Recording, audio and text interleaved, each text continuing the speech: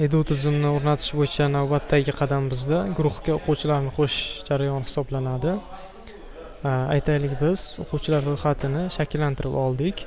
Bizda o'quvchilar ro'yxati mavjud va biz endi ularni kerakli guruhga qo'shishimiz kerak. Buning uchun guruh bo'limida guruh qismiga kiramiz va kerakli guruhni tanlaymiz. Va mana bu yerda misol uchun arab tili boshlang'ich guruhini tanlab, ushbu guruhga o'quvchi kiritib ko'ramiz. Buning uchun ushbu guruh nomi ustiga bosamiz va bizda o'quvchi qo'shish tugmasi hosil bo'ladi. Hozir ushbu guruhda bironta o'quvchi qo'shilmagan.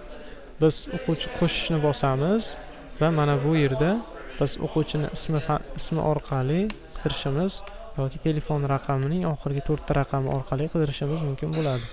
Va shu tarzda o'quvchilarni qidirib, tanlab, kerakli o'quvchini ushbu guruhga qo'shishimiz mumkin bo'ladi. Aytaylik, ushbu o'quvchini shu guruhga qo'shamiz va shu tarzda o'quvchilarni tanlab guruhga qo'shib ketishimiz mumkin bo'ladi.